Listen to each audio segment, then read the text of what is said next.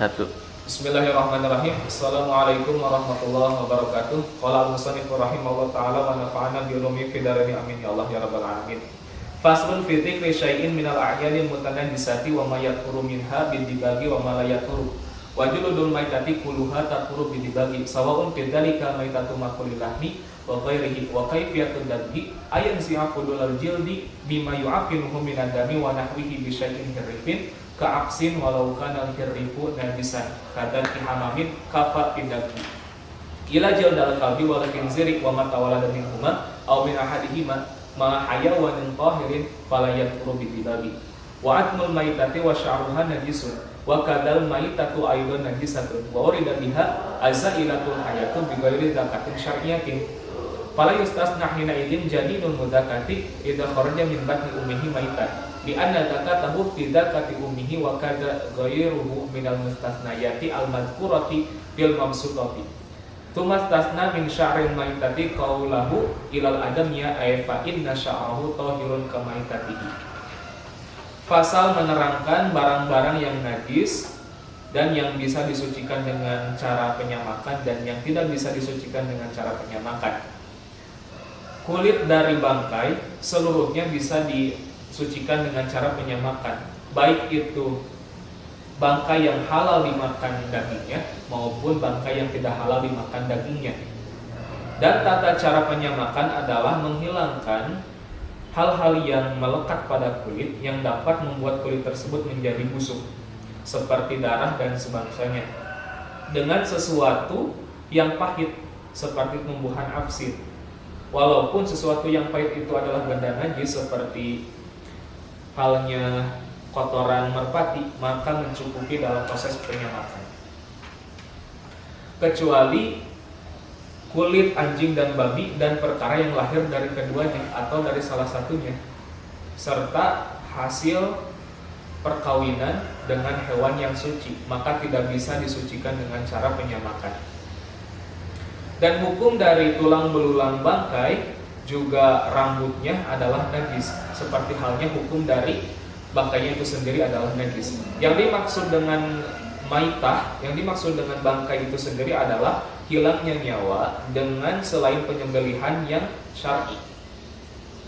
Dan tidak dikecualikan juga janin hewan yang disembelih, yang janin tersebut keluar dari perut induknya dalam keadaan sudah mati, dikarenakan penyembelihan si janin tersebut digantungkan pada penyembelihan si induknya.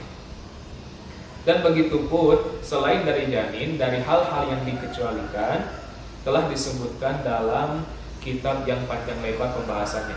Kemudian musannif mengecualikan dari rambut bangkai seperti dauhannya kecuali bangsa manusia, maka rambut dan bangkainya termasuk suci.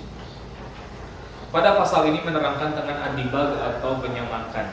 Jadi ada barang-barang yang najis, yang bukan najis ainiyah, bukan terkena najis tapi ini najis, yang bisa disucikan dengan cara penyamakan.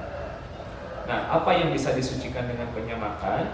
Yaitu kulit dari bangkai. Seluruh kulit dari bangkai itu bisa suci dengan proses penyamakan, baik itu bangkai yang halal dimakan dagingnya maupun yang haram dimakan dagingnya, maka itu bisa disucikan dengan penyamakan. Nah, bagaimanakah tata cara penyamakan itu sendiri? Yaitu yang pertama menghilangkan. Jadi cara penyamakan itu adalah menghilangkan hal-hal yang melekat pada kulit. Hal-hal yang melekat pada kulit tersebut itu yang dapat membuat busuk si kulitnya, seperti di sini disebutkan darah dan sebangsanya. Mungkin juga bisa lemak yang menempel pada kulit. Dengan apa cara menghilangkannya? Yaitu dengan sesuatu yang pahit, seperti apsin, ya, tumbuhan apsin atau tumbuhan yang rasanya pahit. Atau bisa juga menggunakan benda yang najis seperti kotoran merpati, asalkan itu memang termasuk hirif, ya, atau sesuatu yang pahit, maka itu mencukupi dan diperbolehkan dalam proses penyamakan. Kemudian dikecualikan yang tidak dapat disucikan dengan penyamakan, yaitu kulit dari anjing dan babi. termasuk juga keturunannya, atau keturunan hasil perkawinan dengan hewan yang suci. Misalkan si anjing dikawinkan dengan kambing atau babi dikawinkan dengan sapi, maka keturunannya ketika menjadi bangkai kulitnya tidak bisa disucikan dengan cara penyamakan. Kemudian hukum dari tulang belulang dan rambut dari bangkai hukumnya adalah najis, sebagaimana hukum dari bangkainya itu sendiri adalah najis. Dan yang dimaksud dengan maitah atau bangkai itu sendiri adalah hilangnya nyawa binatang dengan selain penyembelihan yang disyariatkan. Misalkan si binatang tersebut disembelih tetapi tidak mengucapkan kalimat atau kalimat Allah yang tidak diucapkan bismillah di sananya, atau hewan tersebut memang mati bukan karena penyembelihan. Dan tidak dikecualikan juga dalam yang termasuk dalam kategori maitah atau bangkai ini adalah janin, hewan yang disembelih ketika keluar dari perut ibunya dalam keadaan mati, maka si janin tersebut akan dihukumi sebagai bangkai. Kemudian musannif mengecualikan bangkai bangsa manusia, maka bangkai dari bangsa manusia itu hukumnya suci, tidak najis. Mungkin itu yang dapat saya sampaikan. Wallahu a'lam bishawab. Wassalamualaikum warahmatullahi wabarakatuh.